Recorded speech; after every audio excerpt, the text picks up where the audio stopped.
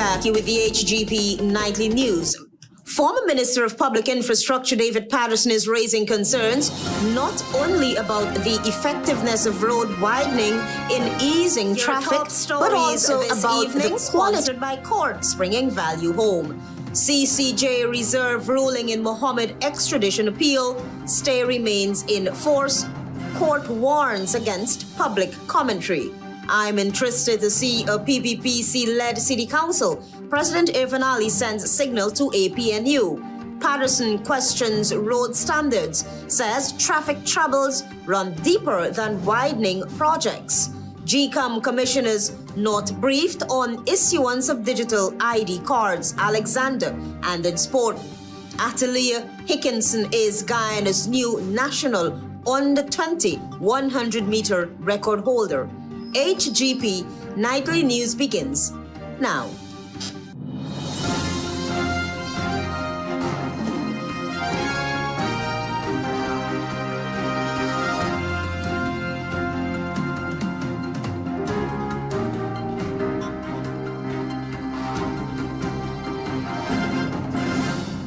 Good evening to our viewers here in Guyana and online. I'm ALETHEA Grant with the Tuesday, 21st April 2026 edition of the HGP Nightly News. In the news tonight, the Caribbean Court of Justice has reserved its decision in the high-stakes appeal involving Azruddin and Nazar Mohammed, with judges indicating that a ruling will be delivered once deliberations are complete. Travis Chase is on that story. At the conclusion of extensive legal arguments on Tuesday, the Caribbean Court of Justice underscored that the matter will be treated with urgency, but made it clear that it is not yet in a position to rule. Importantly, the CCJ president made it clear that the interim stay currently halting the extradition proceedings will remain in effect until the court hands down its decision. The full bench, led by CCJ's President Winston Anderson, heard submissions from both sides, with attorneys vigorously contesting the legality of the process used to initiate an extradition request against the Mohammeds. Central to the appeal is the claim that the Minister of Home Affairs acted with bias in issuing the authority to proceed. Defense attorneys argued that fairness must apply from the earliest stage, insisting that any bias at the ministerial level contaminates the entire process. Appearing for the state, senior counsel Douglas Mendez contended that the minister's role is administrative in nature, limited to assessing whether any legal barrier exists. Attorney General Anil Nandlal also defended the framework, describing extradition as a unique legal mechanism rooted in international obligations with executive, not judicial functions at its core. The court also issued a caution to attorneys on both sides, urging restraint in public commentary that could undermine fairness or erode public confidence in the justice system. With arguments now closed, the region's highest court will deliver its ruling in due course, while the stay on the extradition proceedings remain firmly in place. Travis Chase, HGP Nightly News. During the commissioning of the newly expanded 4-lane Aubrey Barker Road on Monday, President Irfan Ali took the opportunity to assert that the People's Progressive Party civic government will govern the city with the aim of sending a caveat to the APNU-led Georgetown Mayor and City Council. Antonio Day has that story. The newly expanded 4-lane Aubrey Barker Road was officially commissioned on Monday afternoon, and President Irfan Ali noted that this development is part of broader efforts to strengthen Guyana's transport network, thus promoting regional growth and accessibility. He, however, flipped the script and transformed into campaign mode, proffering that the People's Progressive Party Civic would effectively govern the capital city, and signaled a warning to the Partnership for National Unity, APNU-led council. If Georgetown is to become the finest city in the Caribbean, then its infrastructure must match that ambition. I'm interested in seeing a People's Progressive Party civic-led city council. I'm interested in seeing strong government, strong leadership at the city hall. So don't guess what I'm saying. The Ministry of Public Works had quietly designated 35 more city streets as public roads, raising the total taking from the Georgetown City Council to 57. Chief Citizen Alfred Mentor at a recent press conference hosted by the APNU deemed these actions obnoxious and dictatorial. We are saying the properties are owned by us, the streets are owned by us, and that you can't just come under some act to be able to assume those streets or to convey those streets to you. The city mayor made it pellucid that he's not taking this lightly, as legal recourse is already in motion. We will have to deal with these issues. I'm guided by the attorneys on this matter, and hopefully within the shortest possible time, we will have those matters filed and that we'll be seeking legal redress. Aubrey Barker Road was recently added to the list now under the Ministry of Public Works. President Ali said that the new Aubrey Barker Road will enhance traffic flow, support expansion and further growth in national infrastructure, while also criticizing the APNU-led council. It's time the people rise up and give the People's Progressive Party Civic that opportunity to lead the city and to continue to lead the city in progress, prosperity, and to deliver good governance. As local government elections approach, the PPPC regime has signaled its intentions of taking over APNU strongholds. Citizens and voices like Amanso Walton Nazir call for unified opposition to defeat the Ali-led regime in wake of its repeated dictatorial actions. Antonio De reporting for the HGP Nightly News. Meanwhile, Alliance for Change leader David Patterson is strongly rejecting President Irfan Ali's declaration that the government wants a PPPC-led city council, accusing the administration of using state power to weaken Georgetown ahead of the upcoming local government elections. Here's that story. Alliance for Change leader David Patterson responding directly to President Irfan Ali, who made it clear that he wants the governing party to take control of the capital's municipality, and suggested that the government is prepared to move beyond temporary intervention in managing the city. From the AFC standpoint, Patterson said the comments confirm what the opposition has long feared, that the current dispute over roads and municipal authority is not simply about infrastructure, but about politics and control. In his view, the move to take control of city roads is part of a wider strategy to diminish the influence of City Hall and to tilt the balance of power ahead of future local government polls.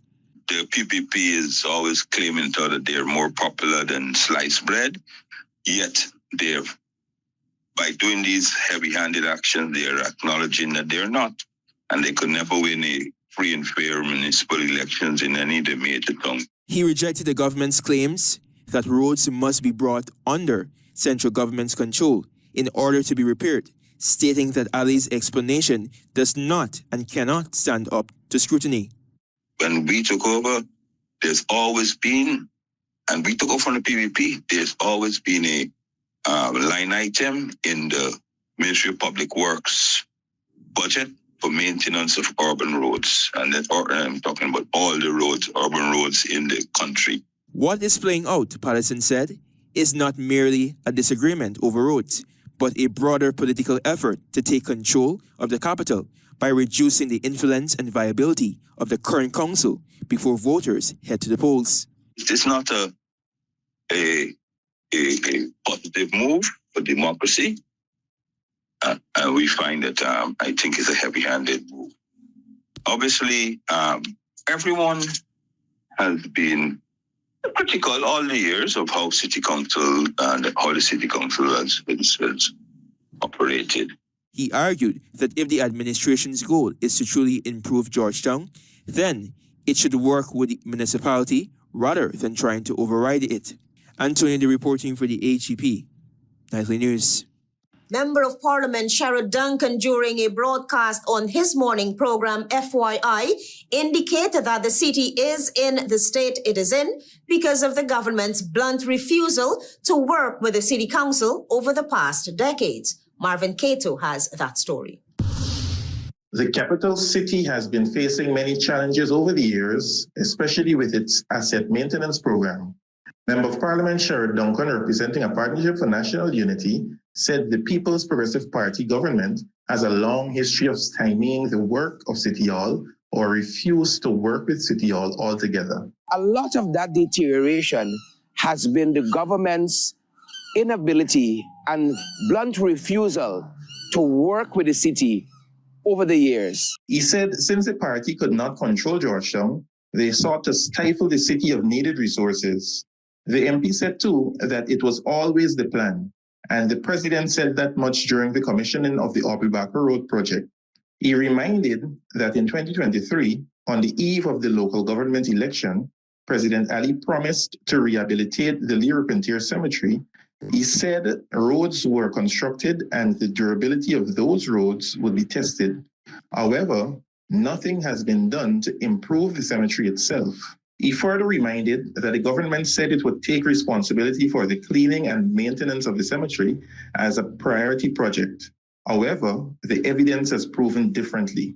So you could come one time and you have a massive exercise to try to keep it under control, but in a couple of days, if not a couple of weeks, that grass is going to grow back. Duncan said if projects like the Lee-Repentir Cemetery is going to be successful, maintenance consistently is key. He said that is how you judge leadership, through consistency, not one-off measures.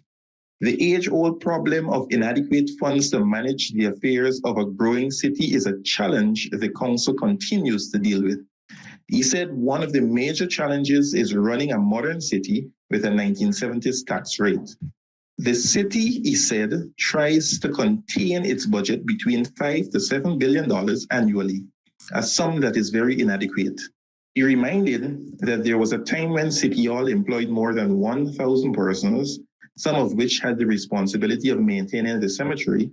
However, with ballooning costs and a lack of government support, they had to make budgetary cuts, which affected staffing.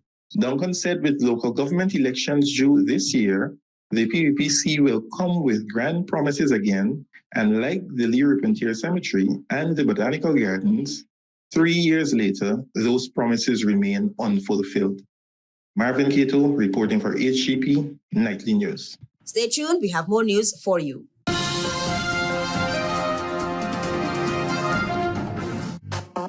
Welcome to SNL Electrical Inc., where lighting and electrical needs are met with expertise and style. From the latest in electrical lamps to durable cables, circuit breakers, panels, we have it all. Illuminate your space with our elegant chandeliers, stunning crystal lights, and versatile pole lights. Looking to upgrade your comfort? Explore top-of-the-line AC units and our diverse selections of stylish styles. Visit us at 170-180 Thomas Street, Kitty, Georgetown. Discover solution that not only lights up your world but transforms it. Call us on telephone number 226-3018 or 223-1634. SNL Electrical Inc. powering your life with elegance, quality, and care. This Saturday and Sunday, come down to Gafour's all-new Home and Office Center, upstairs of the MACDO Mega Complex. We got everything to fix up your place. Recliners, TVs, refrigerators, chandeliers, kitchen appliances, fitness equipment, outdoor furniture, toys, back-to-school bags, all under one roof at prices you can't beat.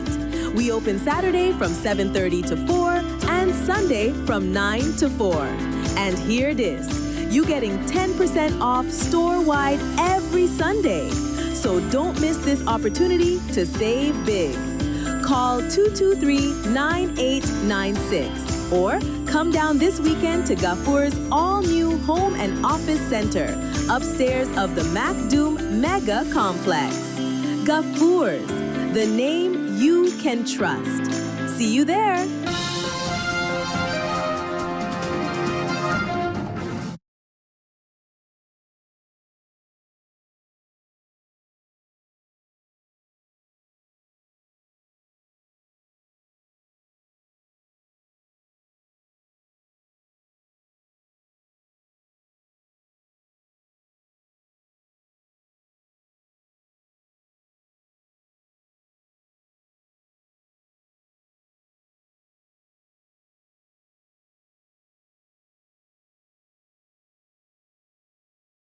Back you with the HGP Nightly News.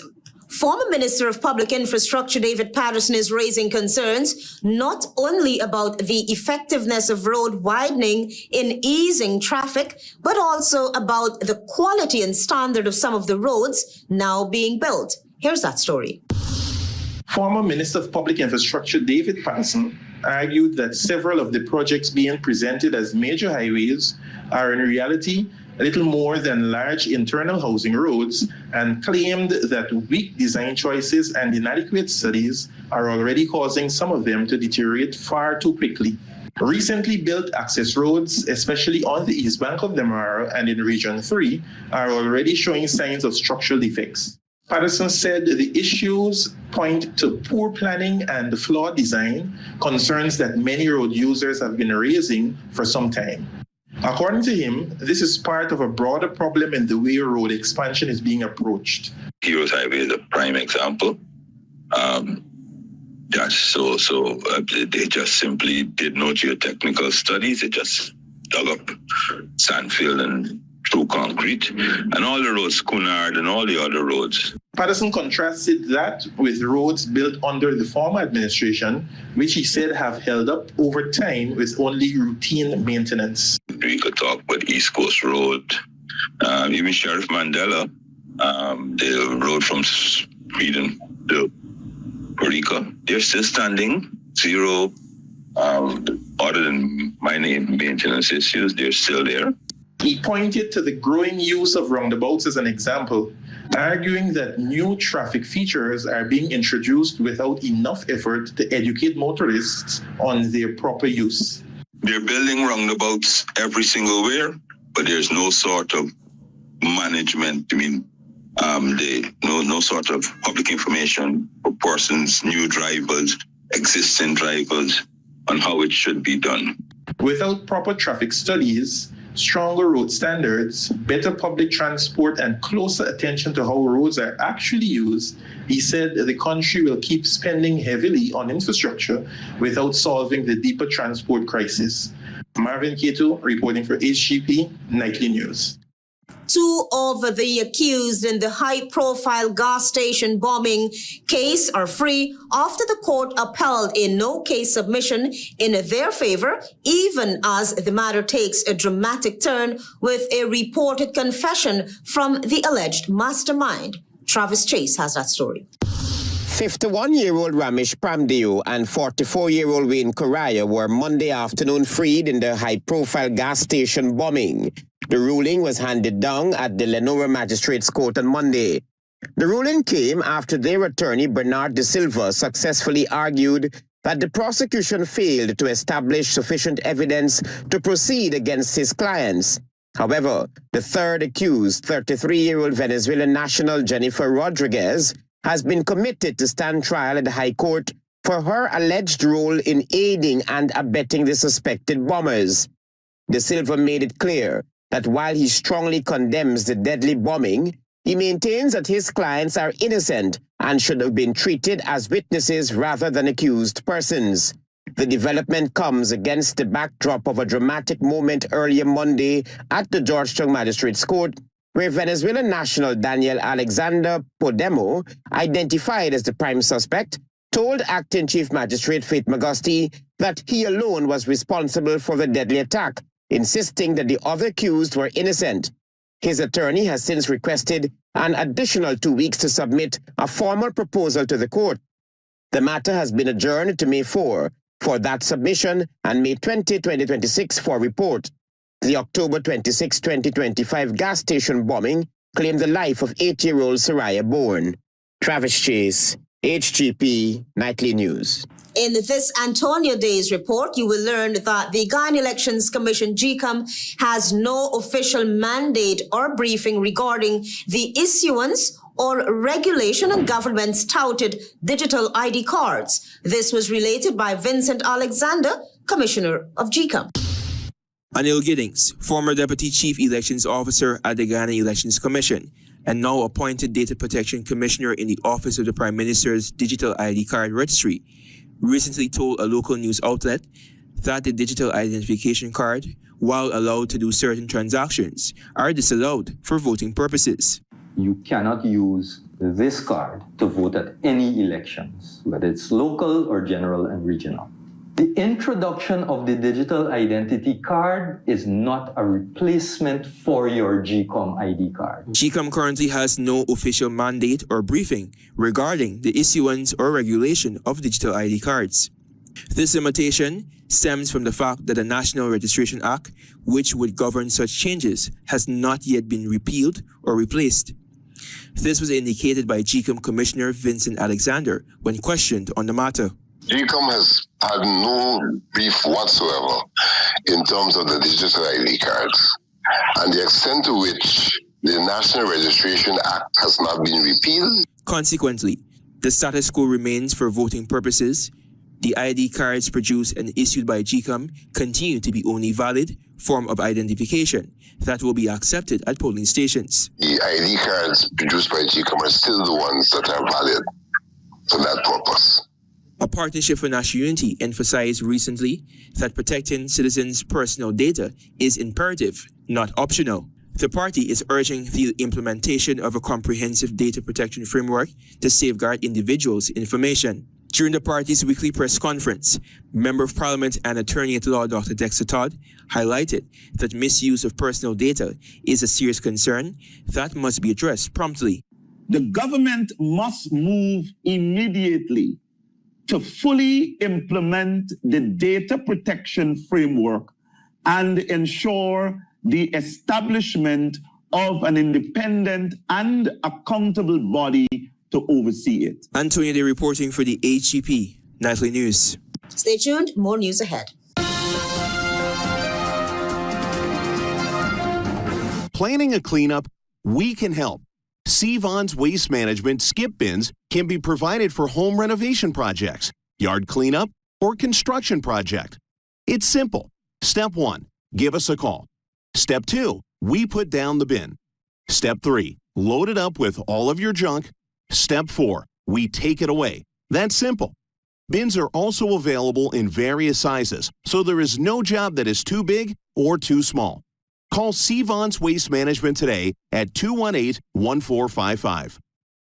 Into the vibrant heart of Guyana with HGP TV's freshest series, Inside Culture. Dive deep into the pulsating core of our spirited nation as we unravel the captivating stories embedded in our arts, music, sports, and beyond. A journey to nurture your soul and celebrate our rich heritage. Join us on HGP TV, where Inside Culture brings you closer to the heart and soul of Guyana, airing Wednesdays at 7:30 p.m. and rebroadcasting on Sundays.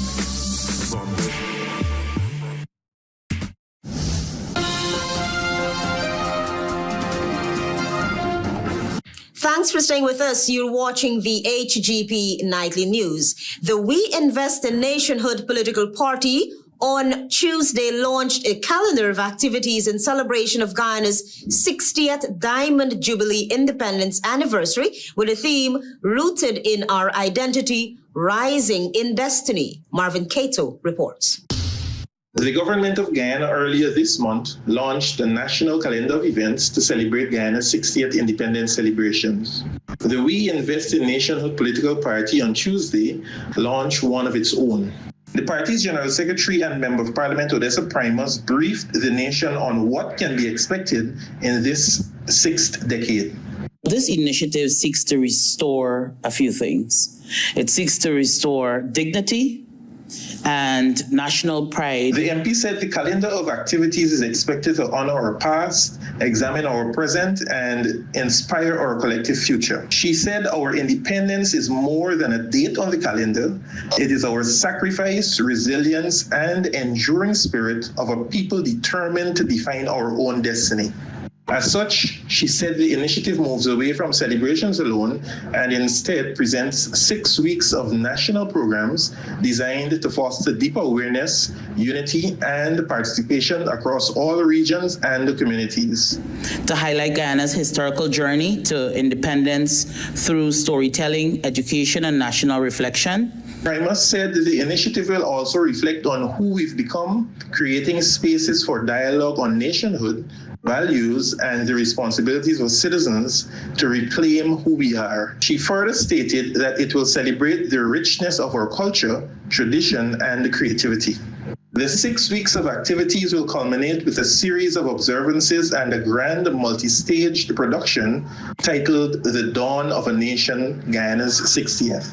This landmark initiative will bring together theater, music, culture, and national reflections in a powerful showcase of Guyana's journey from our struggle to sovereignty, from identity to destiny. Promoting of our folk songs, national dishes, and childhood games will also be a feature of activities across all 10 administrative regions. Activities commence on Tuesday, April 21st with essay writing competition. This will be followed by community engagements in storytelling, then and the now photos of various communities, panel discussions, and a series of other engagements, and will be promoted on the party's social media platforms. The MP encouraged all to participate in the activities in their respective regions, which will serve as a reminder as the nation reflects on who we are and who we are becoming. Information on all activities will be made available through the media and on the party's social media platforms. Marvin Keto reporting for HGP Nightly News. Stay tuned for regional news.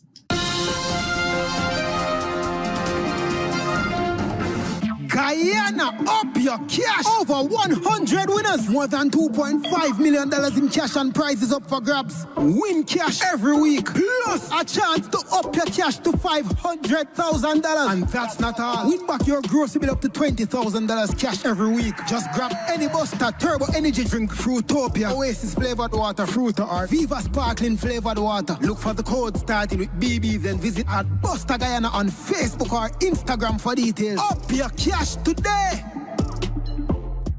GECOM is currently conducting a national registration exercise. Who can register? Anyone who will be 14 years or older by June 30, 2026, and is a Guyanese citizen by birth, descent, naturalization, or is a citizen from a Commonwealth country living in Guyana for 1 year or more. It is the civic duty and legal responsibility of all Guyanese who meet the eligibility criteria to apply for registration. By so doing, you will be ensuring that you are issued a national identification card and be included in the official list of electors for future elections, provided you meet all eligibility criteria. This registration exercise will end on May 29, 2026. You need to apply for a transfer if you now live at a different address than the one you were registered at. For more information, contact the GECOM on 225-02779 or visit www.gecom.org.gy. Reach thousands of new clients and customers this year when you advertise with HGP TV on our website, TV, and social media. From small to corporate businesses of all industries, let's help you grow your brand. Air your ads on the HGP TV Nightly News, Inside Culture, and more, or become a sponsor of one of our shows. Need to boost your social media presence? We'll post you on Facebook, Instagram, TikTok, and our website to over 500,000 followers with packages and prices to suit every budget.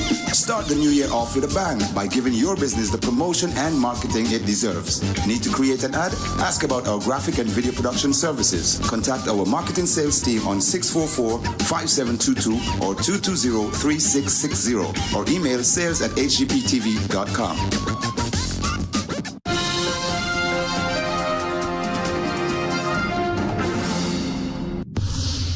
Good evening and welcome to Tuesday's edition of the Regional News.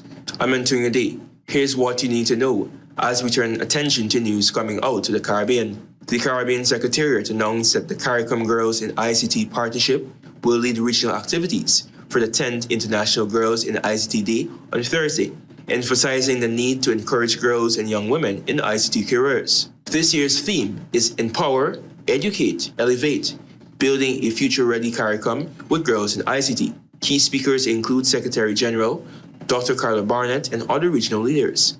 The event will feature live-stream virtual sessions to discuss bridging the gender gap in the digital sector, involving various stakeholders, including educators and industry professional programs.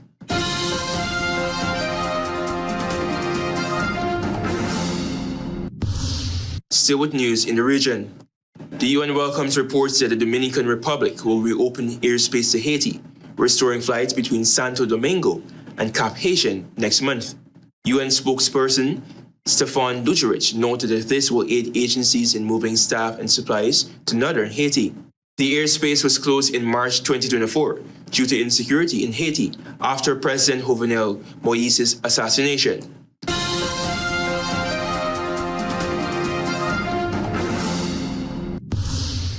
And finally, on the international spectrum, a Louisiana father fatally shot 8 children, including 7 of his own, in an attack on his family on Sunday morning that stretched across 2 houses in a Shreveport neighborhood and left shaken by one of the nation's deadliest mass shootings in the recent years, police said. 2 women, including the gunman's wife, who was the mother of the children, were also shot and critically wounded. Officials said that the children, who were all killed in the same house, ranged in age from 3 to 11 years old. The gunman, identified as 31-year-old Shamar Elkins, died after police pursuit ended with officers firing on him. Authorities did not say what would have set off the violence, but said detectives were confident the shooting was quote-unquote entirely a domestic incident. The attack was the deadliest mass shooting in the United States in more than 2 years. Police said that the attacks began before sunrise in a neighborhood south of down Shreveport, when the suspect shot a woman at one home and then drove to another location where this heinous act was carried out. 7 children were killed inside the second house, and 1 was found dead on the roof after apparently trying to escape. Another child jumped off the roof and was expected to survive after being taken to the hospital. That has brought us to the end of Tuesday's edition of the Regional News. I'm Antonio Day. Thank you for watching, and do have a spectacular rest of the evening. Goodbye.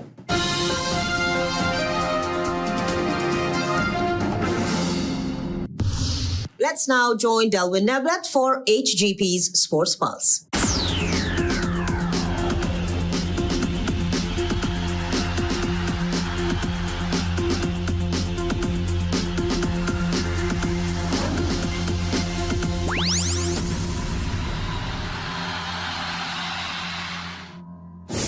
Good evening, Guyana. I'm Delwyn Neblet with your HGP TV Sports Pulse for today, Tuesday, April 21, 2026. We begin tonight with athletics. 18-year-old ATHALEYHA HINCKSON is now Guyana's new national girls under 20 100 meters record holder. Representing the Louisiana State University while recently competing at the Tom Jones Memorial Invitational in Florida, HINCKSON delivered a huge personal record as she stormed to victory in a time of 11.10 seconds. Moving into chess, the Guyana Chess Federation successfully held their 2026 Ready Mix Concrete Rapid Chess Championship at the Pegasus Suites in Georgetown on Saturday. Candidate Master Sachin Pittenberg delivered an outstanding performance to emerge as champion ahead of Keron Sandiford in second and FIDE Master Anthony Drayton in third. Tafin Khan and Kyle Couchman rounded out the top 5 as woman candidate Master Jessica Callender emerged as the best female. Into football, action took place in the Petra Organization's 2026 Massey Distribution Under-18 Schools Football Tournament with quarterfinal fixtures at the Queen's College Ground in Georgetown on Saturday. Securing victories to advance to the semi-final stage were Charlestown Secondary, Chase Academic Foundation, Santa Rosa Secondary, and West Rheinveld Secondary. Moving into cricket, Guyanese cricketer Jonty Thomas continues to shine in the Barbados Cricket Association's 2026 Intermediate 3-Day Tournament. Representing the St. Joseph Cultural Cricket Club while competing against the Allen High School over the weekend, Thomas propelled his side to 234 for 4 at the end of day 1 with a pugnacious 82 from 58, including 10 fours and 4 sixes. Finally, in cricket, action resumed with day 2 of the second fixture in Cricket West Indies regional 4-day series between the Guyana Harpy Eagles and the Windward Islands Volcanoes at the Antigua Recreation Ground on Monday.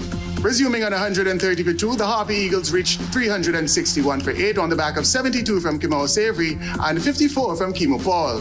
Having extended their lead to 210, Guyana romped into day 3 with unbeaten batters Versami Pramod and Shamar Joseph on scores of 25 and 10 respectively. That's it for this edition of the HGP TV Sports Pulse. I'm Delwyn Neblet reminding you to stay in the game.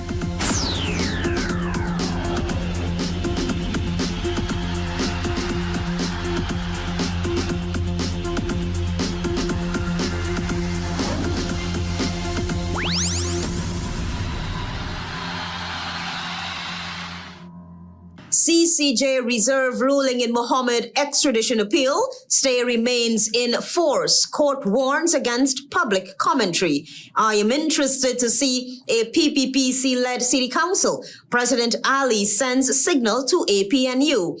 Patterson questions road standards, says traffic troubles run deeper than widening projects. GECOM commissioners not briefed on issuance of digital ID cards. Alexander. And in sport, ATHALEYHA HINCKSON is Guyana's new national under-20 100-meter record holder.